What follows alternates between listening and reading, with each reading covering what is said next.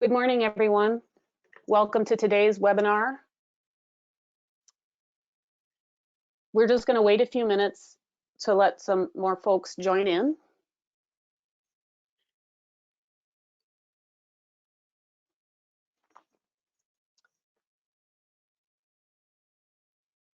And we'll get started in just a few minutes.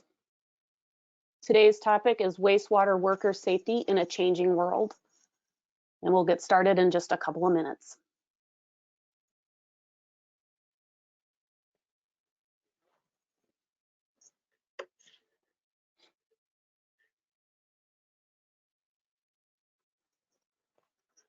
And I see a few more are joining in.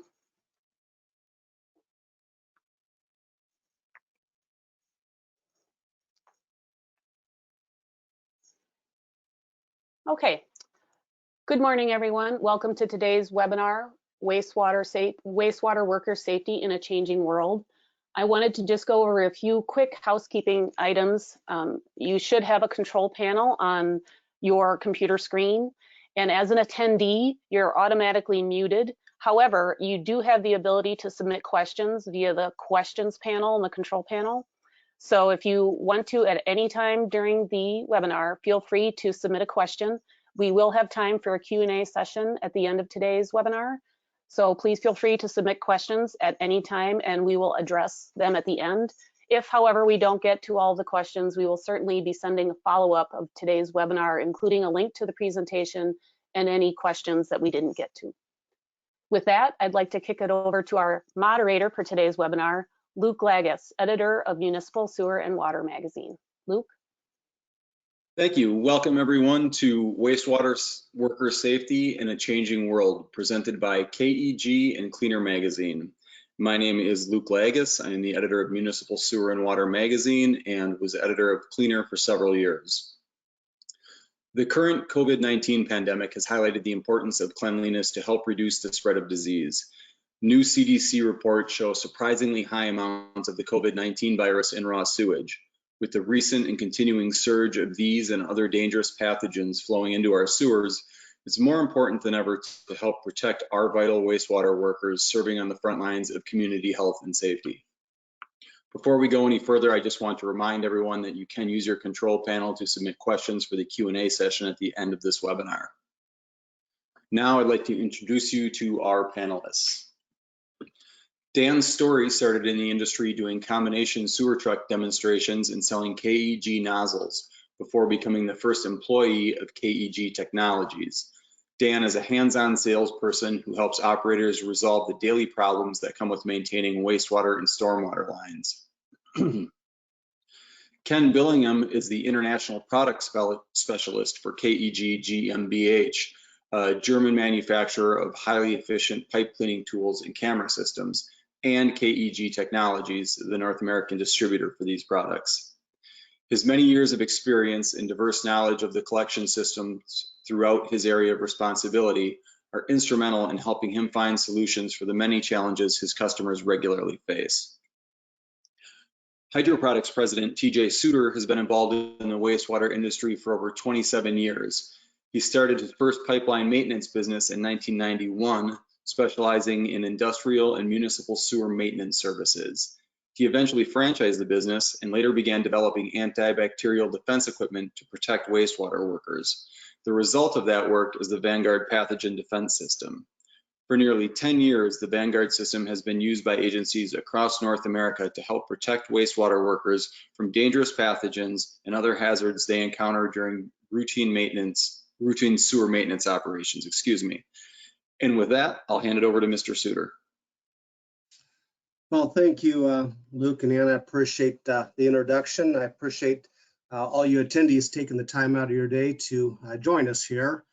Without further ado, we'll move on to the presentation. So we specialize in one thing here at Hydro Products, and that is simply to keep wastewater workers healthy during the course of their job.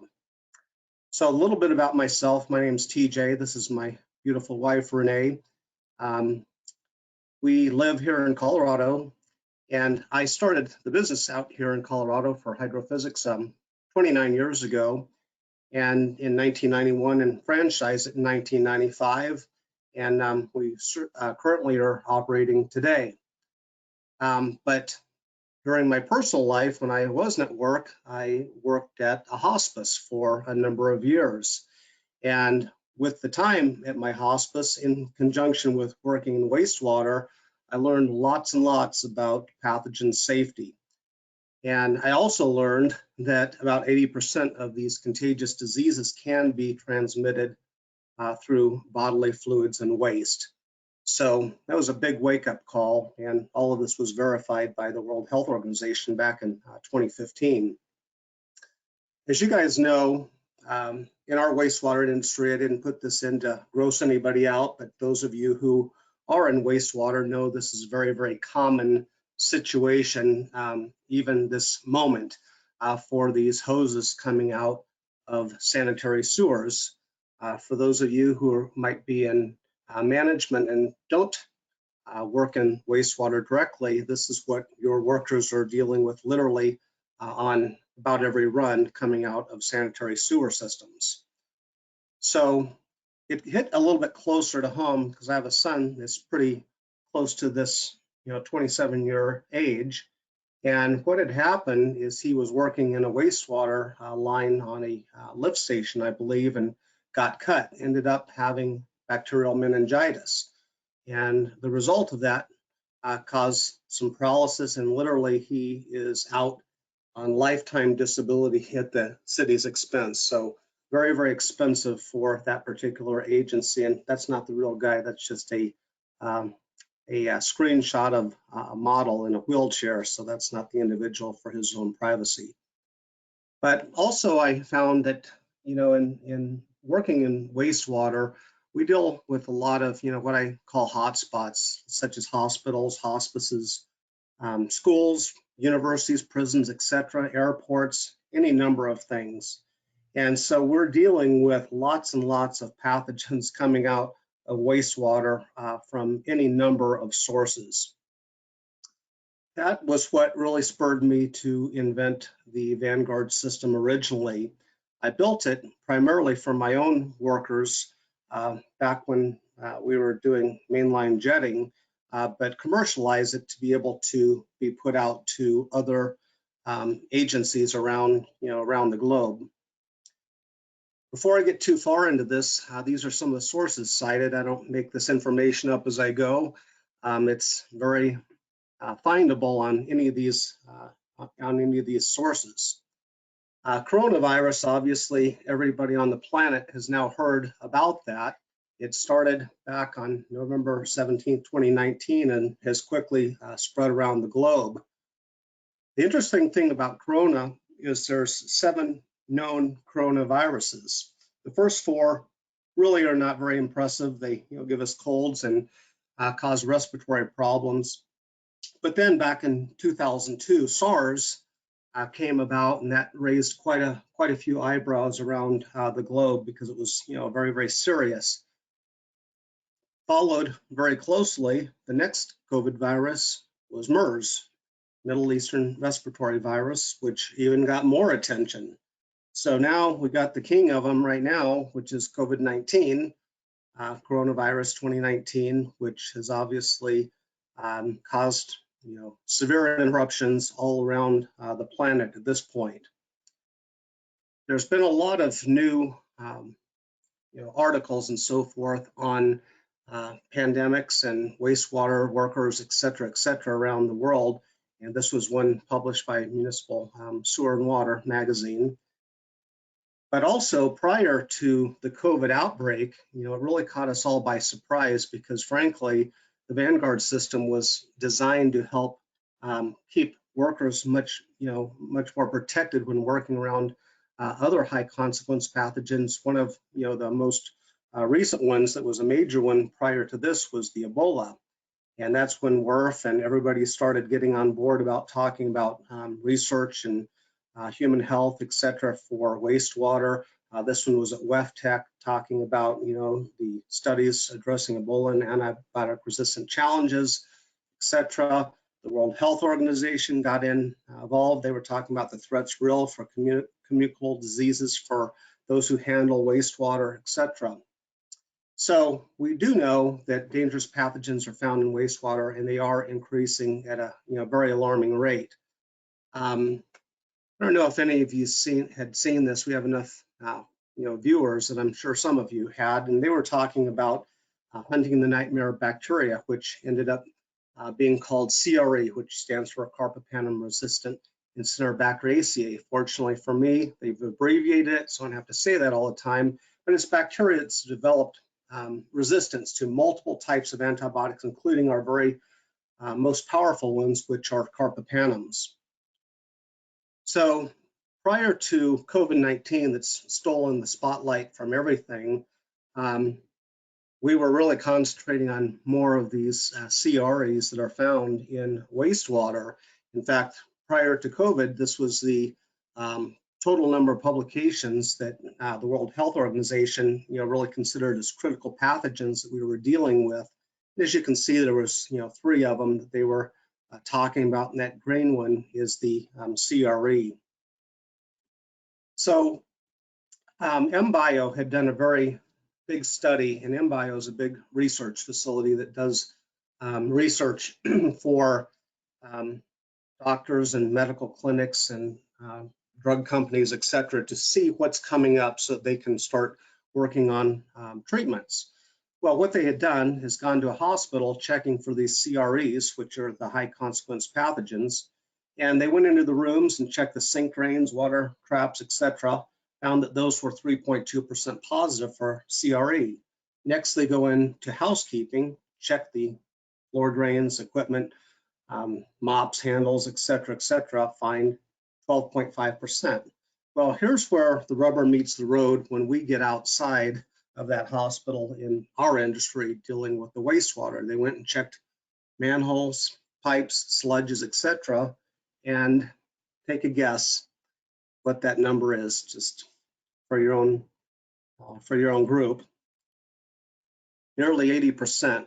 I don't know how close you were, but I know that number really surprised me and everybody else that we do presentations to. This is the MBio research that actually did that study. So on top of that, we have MRSA, which many agencies have actually dealt with and had encounters with within their own agencies. Vancomycin-resistant bacteria, another type, etc. They're certainly on the rise as well. So really our goal is to put a barrier between these biohazards that we know of in wastewater and our workers that are in the field. And our goal really is to target these and keep them in the manhole before they get up to the worker, where the workers are. We're accomplishing this, with this piece of equipment here, which is the Vanguard cleaning collar. And as you can see, it has some water, coming out of the center of it, and it's also interlaced with a broad spectrum antimicrobial that we'll get into a little bit later. This is the way the system works. In a nutshell, I apologize for the poor quality of the video. It was raining that day, plus it was pretty low resolution, but you'll get the point. You simply attach that collar, it hangs down in the manhole, you kick on the system right at the operator station, and then you retrieve as normal. So you're not slowing down the operation. Literally, it takes 5 seconds to pop that collar on, and it tracks with the hose going back on. It can also be done with a manual wind as well. As you can see, you have full coverage, and you have an antibacterial that you can turn on, off, low, medium, high, wherever, and you retrieve it with that hose on the tiger tail or on the nozzle. You take it off and pop it in a holster that wasn't shown on this, but you'll see that here in a bit. It also has a 50-foot hose that can go up to 100-foot if you needed to, and it's very handy for washing down your gloves, boots, tools, manholes, spills, toolboxes, door handles, any number of things that you would come in contact with. So very easily deployable and very useful on multiple types of situations. This is the holster here. This one happens to be on a Vactor 2100. It can be placed pretty much anywhere and comes out very, very quickly and easily when needed and replaced just as easily.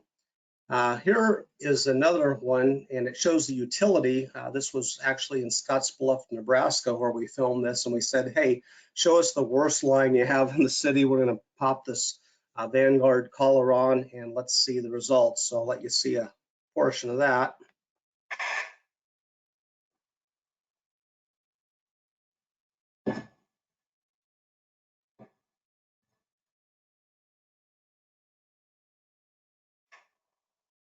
All right, you got the gist of that, and you got to see it tearing off that debris. The other thing about the collar is you can take it off of the front hose reel and attach it to that 50-foot standard length hose that we use for the handgun. The beauty of that is if you are in an easement like this beautiful front yard in this case, and you are in a low area perhaps, and you're pulling back this filthy hose, you're pulling back something more like this than this. And this was courtesy of one of our agencies who has a Vanguard system, who sent the before and after shots of this hose that was being retracted out of a very filthy line. As I mentioned, you can use the system. We have fairly low pressure as far as the ability to blow out an eye or pierce the skin, but plenty of pressure to do what we need it to do, like in this case of washing off gloves, your shoes, surfaces of your control panels, vacuum tubes.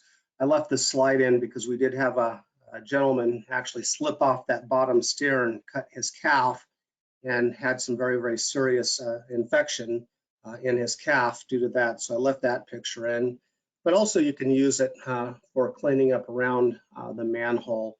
As you know, every customer on the planet in residential areas like to come out and see what's going on with that huge truck out in front of their house.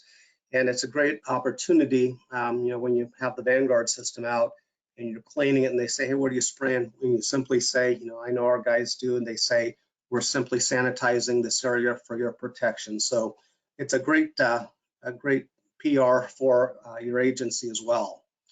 It also can be used for like lift station pumps for, getting those things out and cleaning them up prior to taking them in for servicing. Also, you can even sanitize the guy that's coming out of that manhole that happens to have sewage on him.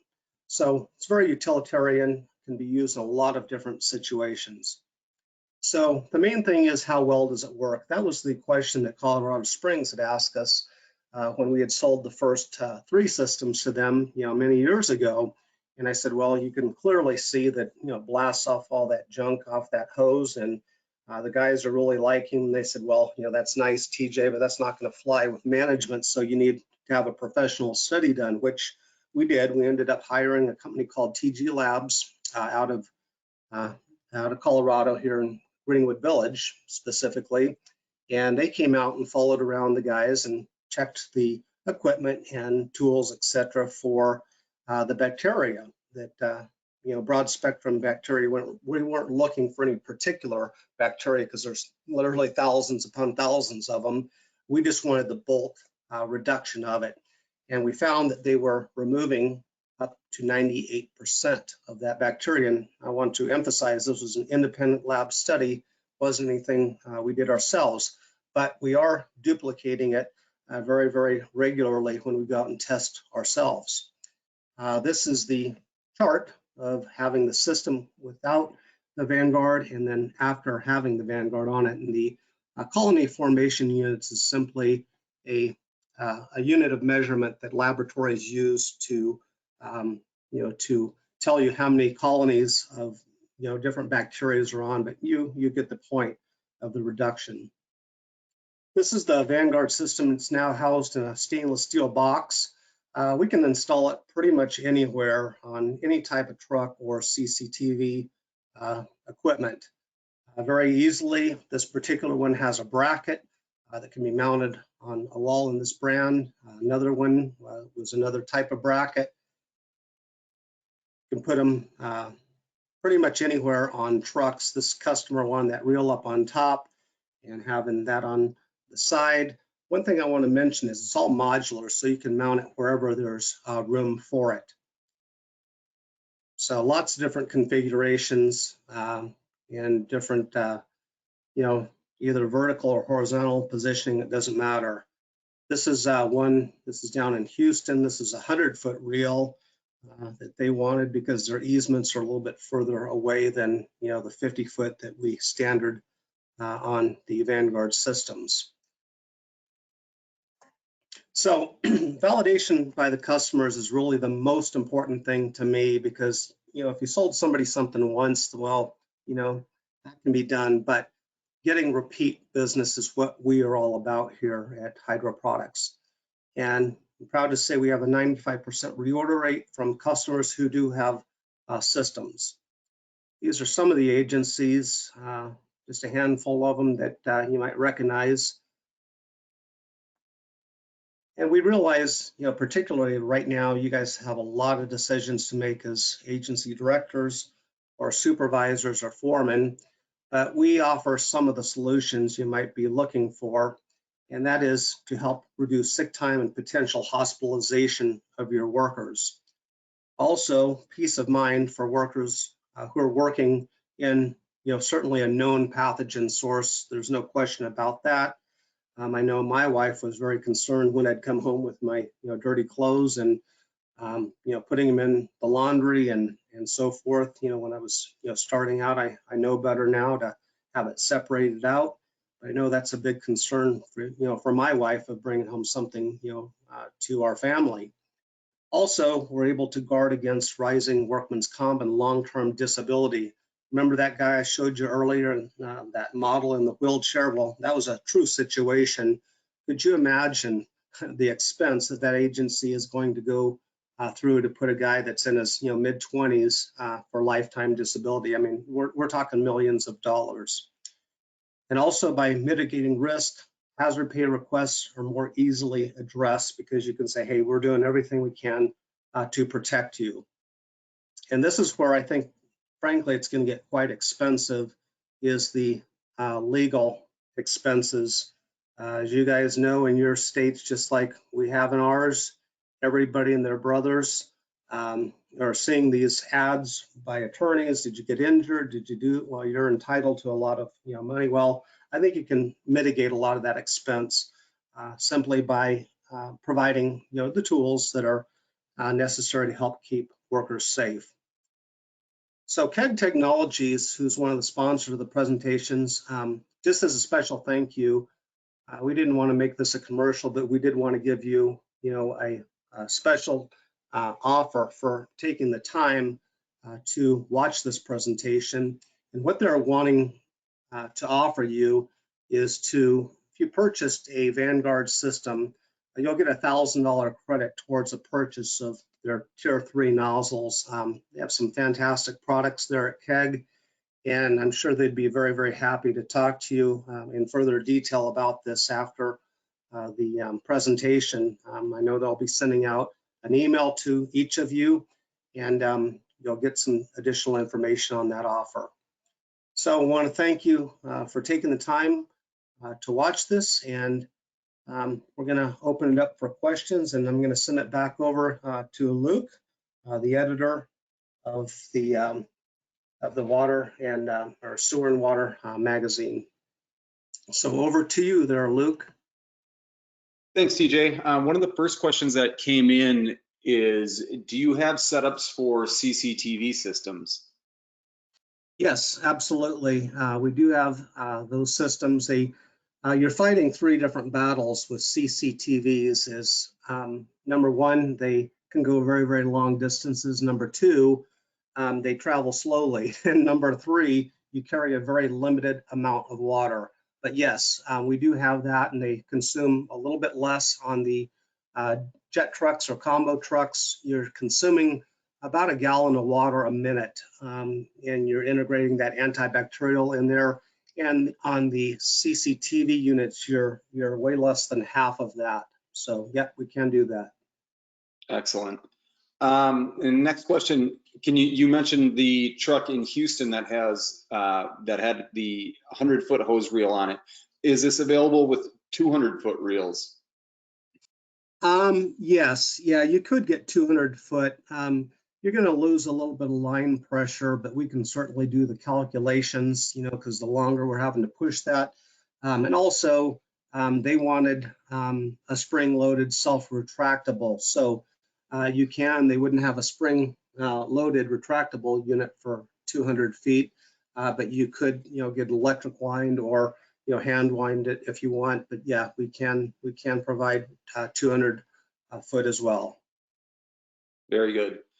And next question, do you have any information on the system's virus inactivation efficiency? Well, we did have, the COVID-19 is probably the main thing there that listener is wanting. We did the research really on some of the strongest stuff out there, and we were able to kill or remove up to 98%. So, that is, published on that independent lab study. So it wasn't done for COVID-19, but in the general scheme of things, COVID-19 really is not, a horribly strong virus. It's very, very contagious and, very, very, it's out there and it is killing people. I don't think it's, killing an inordinate amount of people for the number of people it's infecting, but it will take care of that as well. I have no question about that. Okay, very good. And how big is the antibacterial container? Okay, that particular one shown was 5 gallons. That lasts typically about 3 weeks of use. The smaller ones for CCTVs, we usually have a wall-mounted tank, and that is about 1.5 gallons. So you're not filling those things up all the time. People think we're sucking all of that solution right out of that tank. We're not. It's just blending a small amount of that solution into the water that we're pulling out off the truck or the CCTV's main water storage tank. Okay, and with that, does the system use the pumps on the truck, like on a combo truck? Is it using that truck's pump, or does it have a self-contained pump system? Yeah, great question. I get that one a lot. Actually, we have 2 different pumps in the Vanguard main control unit. One is a water pump, and the second is a peristaltic medical pump that puts in the antibacterial. So we take 3 things off the truck. We have a connection to your main water storage for the clean water side, of course. We have electricity, and then we also connect to the air. The air is not used for the system on a regular basis. It's simply used to be able to winterize that system, the Vanguard system, very, very quickly at the turn of a knob. So you can blow out all of the water out of the system so it doesn't freeze. Okay. Is the chemical you use in the system safe for workers? Yeah, absolutely. That's the main thing. We actually did this backwards when we had built the system originally. And what we had done is we had built the system and gone to a major blender here in Colorado and said, listen, here's what we have. We need to put a product in there that, number one, is safe for the operator, because if you're not safe for the operator, then what good is it? Currently, a lot of agencies are using bleach or lime, things like this that are not all that great. I know lime is a carcinogen, and it will blow back in your face on a windy day if you're throwing it out. And bleach obviously is hard for your mucous membranes, your throats, and your nasal passages and your sinuses, etc. Plus, it can ruin your clothes. But the blender said you want to use quaternary ammonium, which is the gold standard for the cleaning of hospitals, laboratories, veterinary clinics, etc. So that is what they had come up with for us. And even in its concentrated form, it's non-acidic, non-caustic, so it's not going to burn you or cause any kind of problems there. I'm sure you'd want to wash it off if you had the concentrate on you. for any length of time, because like any soap, it's gonna probably start to irritate your skin after a while. But no, it's not dangerous for the operators. Okay, and what about on the treatment end of that? Does the cleaning solution have any adverse effects to the treatment when flow hits the plant? That's a great question. That's another one we get quite a few on. And with that, it's a antimicrobial, but it's used in very, very low concentrations. I mean, hospitals and laboratories, veterinary clinics, like I'd mentioned, especially right now, everybody and their brothers using quaternary compounds to take care of the COVID-19 virus. So treatment plants are seeing dosing 100 times what they would probably normally see, but on a given day in any major agency, they're going to be seeing quite a number of gallons coming down to the treatment plant every day.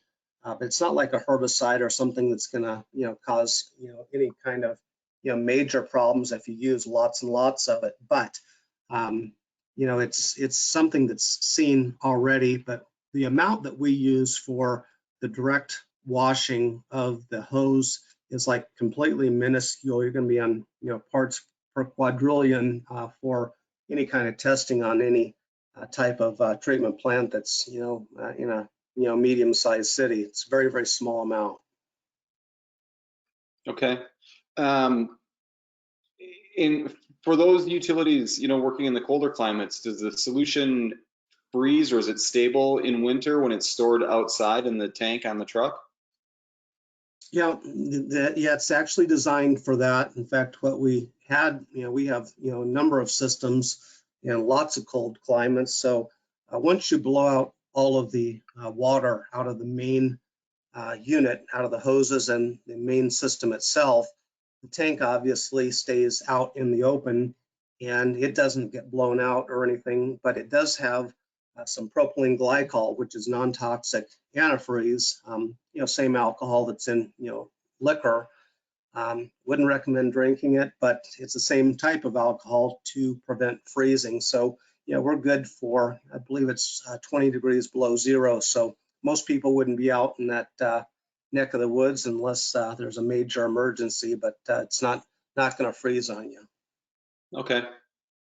And is the system adaptable? I believe we've touched on this, but is it adaptable to any type of jetting system? We talked about CCTV trucks, but with jetting systems, or is it adaptable to any type of system, or is it made specifically to be only to be truck mounted? No, it can be adapted. The truck mounts is the main the main customer that's buying them, but for jetting or jet trailers and so forth, as long as you have 12 volts of electricity, which most of them are electric start, so they'd have that battery and a water tank, obviously. The one thing that we do add if they're going to be out in the colder climates and need to winterize it is we have a small 12-volt air compressor that we can add to the system, so so they can blow that system out to prevent freezing, since they don't have air brakes or an air generation system on board that vehicle by itself. So yeah, we can certainly adapt it to those. Okay, and is it available with only the spray gun? Yeah, we could certainly do that. Yeah, that's not a problem. Mainly, we supply it with both, but yeah, we could certainly supply it with the spray gun. I know that on CCTVs, most of the guys that are using those aren't, blasting off the debris off the cable, the entire time, unless they're in a dead-end manhole or it's, particularly gross for one reason or another. But most of them are using the handgun simply to spray off the crawler prior to putting it back in, and then just running that spray over, the cable, and kind of letting it migrate down just because of the amount of water they store on board. But yeah, we can certainly supply it with just a water gun if you'd like. Okay.